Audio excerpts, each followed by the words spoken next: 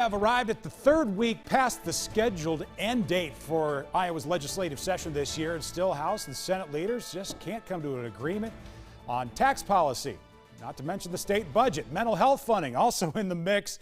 Not everybody agrees on how best to get this done. Here to break it all down for us, we have our Capitol Bureau reporter, Monica Madden. Well, 3 weeks ago, we didn't think you'd still be standing here talking about some of these things, and yet here we are. Anything can happen. Yeah, even though they're past that week or that target end date by a lot, there is still plenty that they need to be working on, starting with tax policy. Today, the House Appropriations Committee approved its big tax bill, but no promises for the Senate Republicans that they're going to include everything that the Senate wants in its tax policy bill, which is totally separate.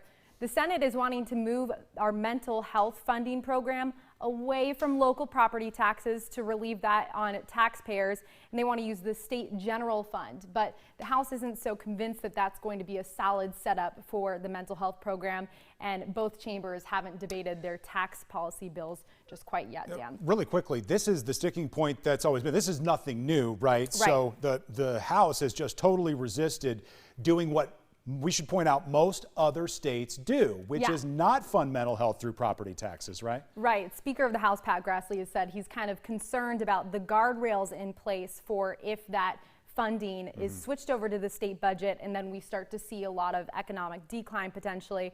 But Republicans in the Senate argue that our budget is in a really strong position to begin with.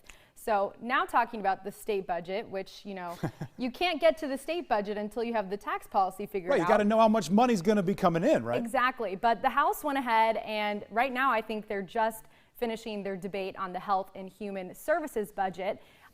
There's a lot of different agreements between the two chambers when it comes to the budget, but they have more areas that they agree on than less. Now, for this HHS budget, that includes DHS, the Iowa Department of Public Health, the Veterans Affairs, and Department of Aging, so a really large budget. The Senate version of this budget is nearly $38 million less, and that comes back to that big tax disagreement because of how the Senate wants to fund the state's mental health program. Which sounds like a lot, $38 million, but it's a bickering point. You know, it's kind of a drop in the bucket when you think of the massive billions of dollars worth of spending on all these social programs. Quickly, Monica, let's talk about Back the Blue. Breaking news, this passed the Senate today, right? Just not too long ago, after hours of debate.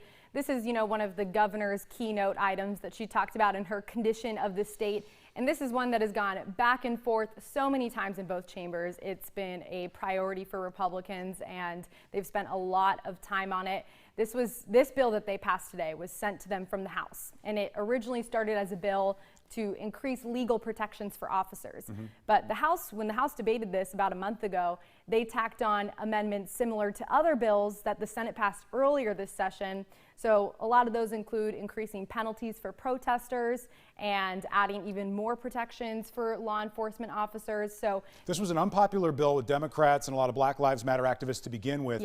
And then more things were added to it to make it even more unpopular. Is that how that played out? Correct. And the parts of the bill that was originally supported by activists and Black Lives Matter groups, the provisions that would add a data system for collecting data on police stops and banning racial profiling, those were removed from this package. So this mostly just includes a lot of protections for officers. It also has other things related to benefits and whatnot, but generally you see this split along party lines, and that one just passed. So the Senate has spent more time today talking about other policy items. We'll see what the governor's opinion is of it too, if it ends up on her desk.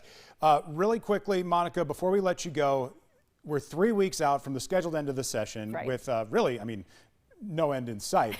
But you're saying there is a will. They want it to be done. In fact, they invoked God to help them end the session this morning. Was that in the House? They did. On the House side of things, they have their opening prayer every day before they gavel in. And during their prayer, they asked, you know, for God's help in finishing this session, whereas the Senate kept it a little vague. I think they're not so confident they will finish on time. Our Capitol Bureau reporter, Monica Madden, thanks so much for the updates. We do pray it wraps up at some point. I certainly do. Here in 2021. We're back with Ed's full forecast right after this.